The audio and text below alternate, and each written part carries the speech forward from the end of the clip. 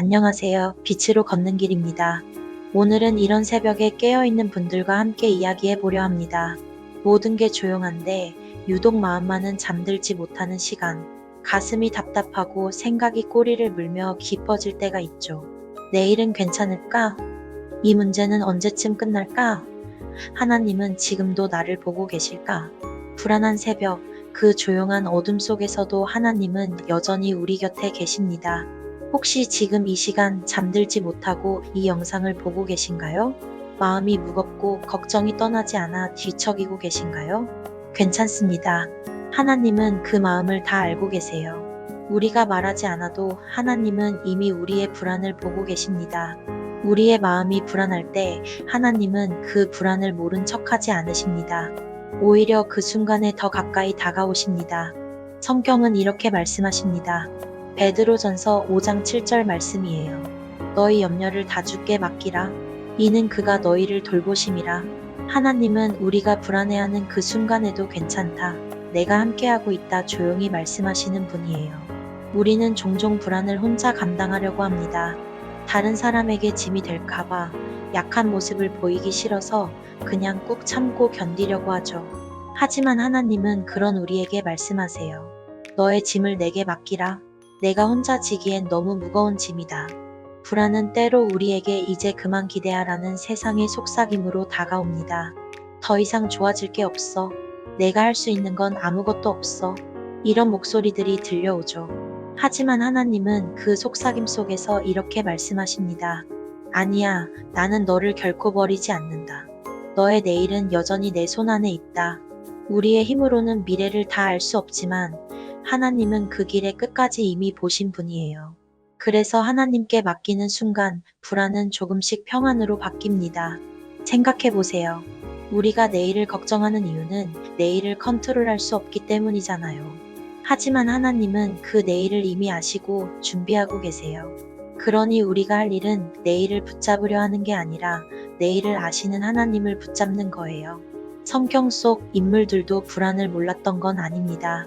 다윗은 수없이 쫓기며 두려워했고 엘리야는 절망 속에 쓰러졌습니다. 심지어 예수님조차 겟세마네 동산에서 내 마음이 심히 고민하여 죽게 되었다고 말씀하셨죠. 그러니까 불안을 느끼는 것 자체가 믿음이 없어서가 아니에요. 우리가 사람이기 때문에 당연히 불안을 느낄 수 있어요. 중요한 건 그 불안을 어떻게 다루느냐예요. 예수님은 겟세마네에서 불안해하셨지만 그 불안을 기도로 바꾸셨습니다. 그리고 마지막엔 이렇게 고백하셨죠. 나의 원대로 마옵시고 아버지의 뜻대로 하옵소서. 기도는 불안을 없애는 주문이 아니라 하나님께 나의 무게를 내려놓는 시간이거든요. 불안이 완전히 사라지지 않을 수도 있어요. 하지만 그 불안을 혼자 짊어지지 않게 되는 거예요. 지금 이 새벽에도 당신이 그 무게를 혼자 지고 있다면 이렇게 속삭여 보세요. 하나님, 지금 너무 불안합니다. 하지만 제 마음을 주님께 맡깁니다. 제가 볼 수 없는 내일도 주님은 이미 알고 계시니까요. 이 짧은 기도 한 줄이 당신의 마음을 조금 가볍게 만들어 줄 거예요. 왜냐하면 기도는 하나님께 마음을 맡기는 평안의 시작이니까요. 혹시 이렇게 느끼시나요? 기도해도 달라지는 게 없어요. 하나님이 듣고 계신 걸까? 그럴 때마다 떠올리세요. 하나님은 내 말을 들으셨는가 보다 내 마음을 보셨다는 사실을요. 우리의 눈물 한 방울도 하나님께는 그냥 흘러가는 물이 아닙니다. 그 눈물 안에 담긴 마음을 하나님은 다 알고 계십니다. 시편 56편 8절은 이렇게 말합니다.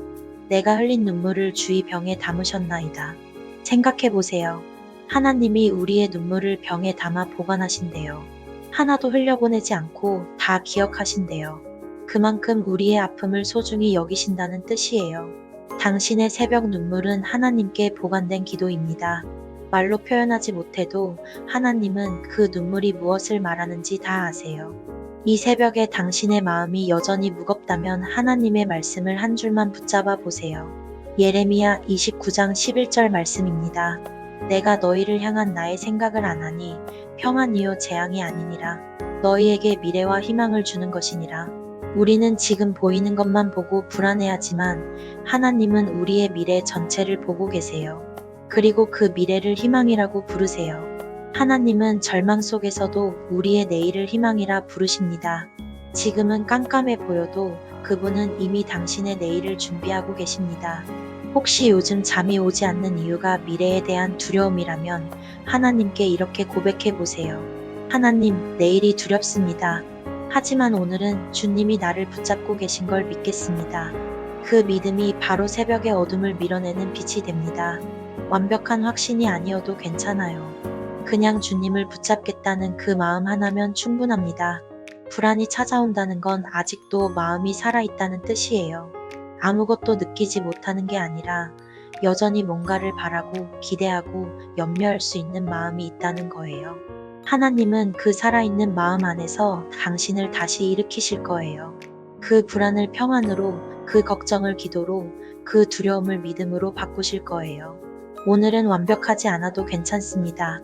하나님은 우리가 완벽해서 사랑하신 게 아니라 우리가 그분을 필요로 하기 때문에 사랑하십니다. 우리가 약할 때, 우리가 불안할 때, 우리가 눈물 흘릴 때, 그때 하나님은 더 가까이 오세요.